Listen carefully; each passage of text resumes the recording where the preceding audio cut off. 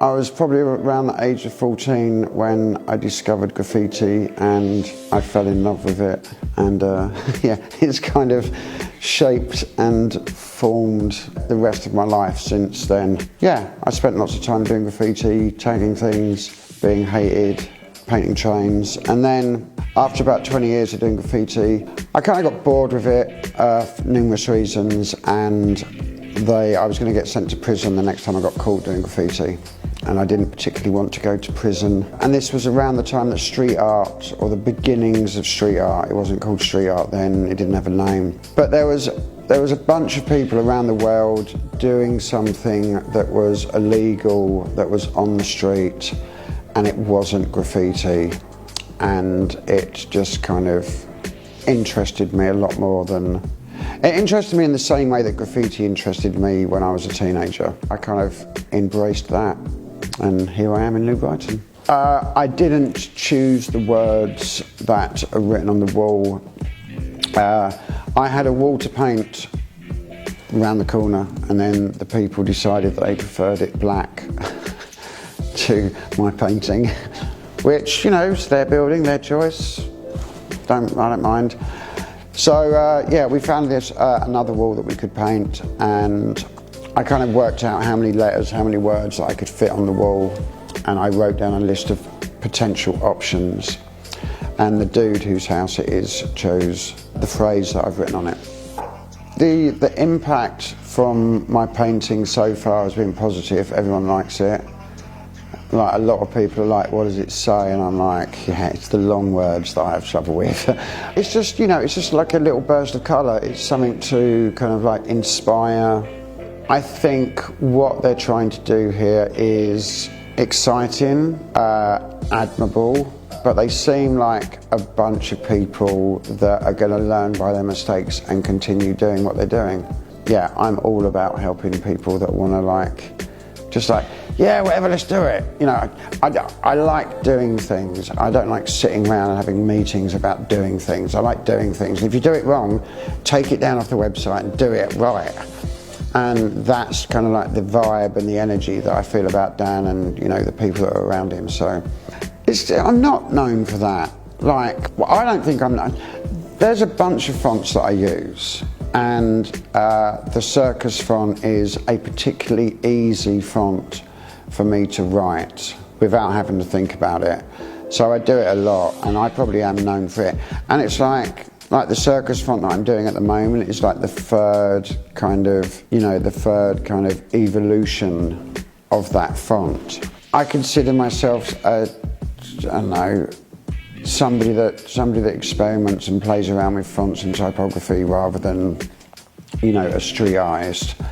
You know, I'm not a sign writer because I don't have the skills. I'm not a graffiti writer because I don't, you know, follow the graffiti rules anymore. You know, but I kind of like dip into all these different things. And I like typography, so I'm continually... I think what I'm going to concentrate on is doing different fonts and different typography, but then, yeah, anyway, yeah. So, yeah, fuck all that circus rubbish. We're doing something new. Graffiti is destructive. And graffiti is vandalism. Nobody wants graffiti. So, and street art, it adds something. It makes a difference. It makes people happy. It starts a conversation. I get in trouble for graffiti, but I get paid for street art. So the real graffiti rules are no tape, no stencils, freehand everything, steal your paint, trains only, bombing. Oh, this year. Yeah, not even 12 months. Get caught? Definitely not. Yeah, we don't even have to run away anymore.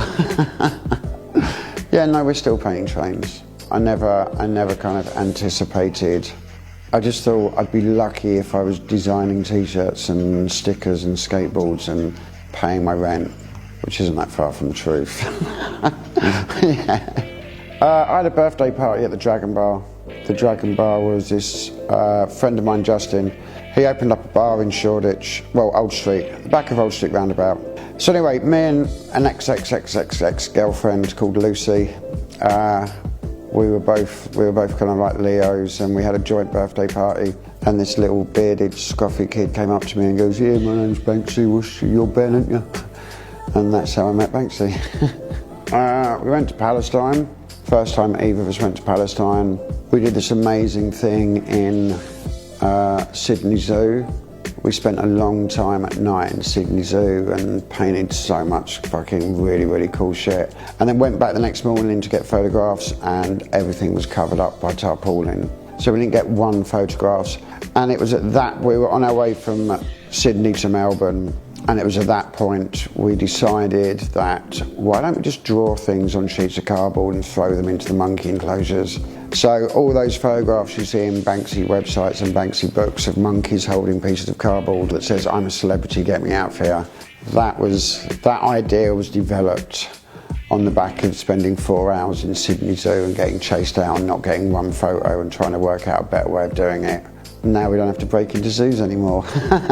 Just walk in there with an art portfolio and a load of left-handed scribbles and cardboard.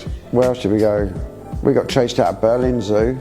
It was just a fun thing to do. We used to break into zoos and paint the penguin enclosures and the chimpanzee things. Just, you know, some people like to go to like I've never seen the Statue of Liberty or the Eiffel Tower or the fucking Leaning Tower of Pisa. I break into zoos and paint stupid things. I go to Japan next week and I'm meeting the oldest woodblock printers in Tokyo. And so I'm going to go and visit their factory and they want to do a print with me. So that's kind of quite exciting. Loads of my friends have started up like print studios, you know, with the intention of helping their friends and helping artists and helping emerging artists. And after like 3 years of doing it, they're just like, why did I do this? Why did I do this? It just cost me money. It's like I'm the one supporting all these bastards, you know, blah, blah. And I've done exactly the same thing, but based around typography and fonts. So yeah, so we've set up this company called Types, and it's getting friends of mine to design typography fonts that hopefully will sell, but it's just going to cost me money. Yeah, I was lying in bed last night just thinking I've just fallen into the trap, haven't I? Just like, I will do something that sells and the money that we earn through that will just support my friends doing stuff that doesn't sell. But hey, we've got to do something, haven't we? So, no, the Fuck Boris campaign, it's just a bit of a joke, isn't it? It's like, he's a fucking buffoon. A friend of mine does this thing called Sports Banger, and they just bootleg things. So anyway, Sports Banger did a Fuck Boris t-shirt, and then we bootlegged a bootlegger, but did it better.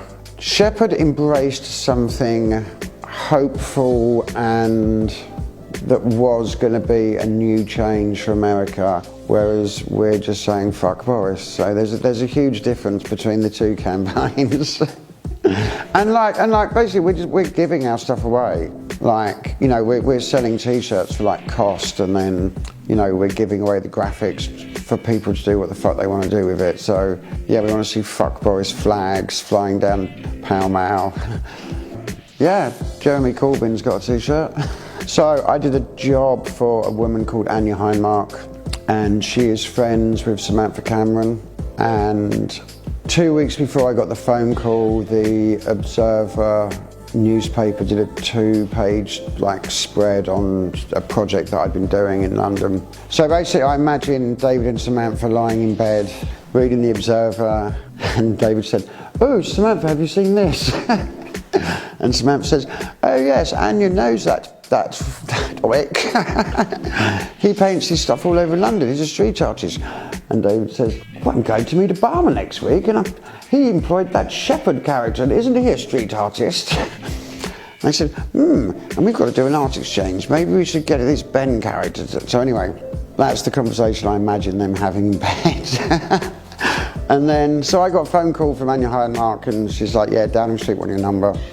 So it was like, yeah, cool. And then Downing Street phoned me up, and they're like, "So David Cameron's meeting Obama, and they've agreed to do an art exchange, and we're interested in you to be the artist." And I was like, "All right, cool." And then there was like backwards and forwards with images and blah, blah. And then they chose a painting that said 21st Century City.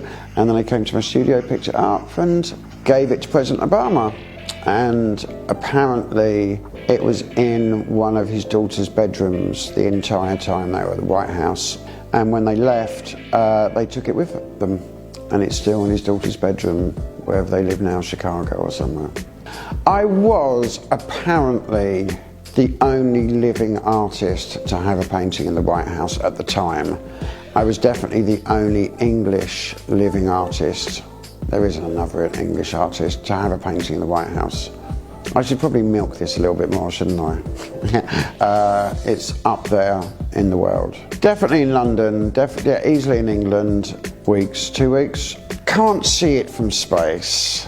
However, a friend of mine, she worked for NASA, and I hadn't spoken to her in ages, and I phoned her up and I was like, Trish, do you know anyone with a space station? And she's like, yeah. I was like, great, done this painting, can you get it photographed? And it was photographed by the International Space Station, and apparently they changed the course of the space station to photograph my painting in Hackney. So, yeah, you couldn't see it from space, but you could photograph it from space. I would like to paint a train with one up whilst the train's running. That would be something cool. I'd like to get a group of key graffiti writers together and go to some yard somewhere with a platform and do a whole train, probably New York somewhere. This is like the dream. So yeah, it'd be me, Howard Nosem, Teach, Oka, Futura, Crash, Lee, Scene, and we do a top to bottom full colour whole train on New York subway. That would be quite cool. You know, screen print with Andy Warhol, that'd be quite nice. A song with Lady Gaga. No, I'd like to do a song with, what's the name, Alanis Morissette. I'd like to cover Isn't It Ironic with Alanis Morissette. That's an artistic collaboration. How would I like to be remembered? As a nice person. I don't know. Everyone's going to have a different opinion of me. The wives, the children, the girlfriends, the friends. Turn into a DMX song. Yeah, I don't know. I'd like to be fondly remembered. I'd like to be remembered as opposed to forgotten. There's a start. And then fondly remembered would be nice. But then it's like Winston Churchill, the best quote ever on this subject. Winston Churchill, he said, history is going to be very kind to me because I'm going to write it. And he did. So it's like, you know, how you're remembered has got nothing to do with what you actually did and the person you are. It's how you're perceived and, you know, what's written about you. And I'm one of these people that people do write things about me, and there are blogs, and, you know, you can find out anything you want, and good and shit, and it's not all true, and some of it is true. And so, yeah, how I would like to be remembered? Well, God knows. I'd like to be remembered. Get a pencil and a piece of paper and draw and draw and draw and draw, and every spare second draw.